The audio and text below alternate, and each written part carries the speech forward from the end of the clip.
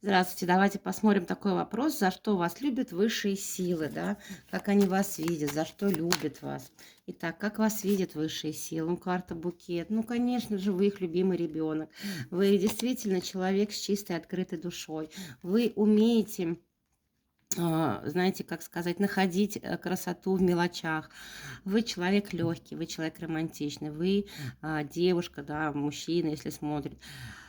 С вами действительно, знаете, вы цените красоту, вы любите природу, вы счастливчик, везунчик по судьбе. Карта-развилка может говорить о том, что вы умеете делать одновременно два дела. Также карта-развилка может сказать о том, что вы правильной дорогой идете, и высшие силы вам в этом поддерживают, помогают. Карта рыбы, у вас очень много ресурсов, вы любите людей, вы человек с открытой душой, человек творческий, человек талантливый, за это вас и любят. Давайте еще посмотрим, за что вас любят. Ну, тепло с вами, хорошо. Действительно, дома умеете создавать тепло, уют, спокойствие. Вы женщина с большой буквы, и вы всегда стремитесь к стабильности, к прочности и к счастью. Вот за это и любят. Ну и давайте совет от высших сил. Карта сердца, карта любовь. Пусть в вашей жизни всегда будет любовь, всегда будет хорошее настроение.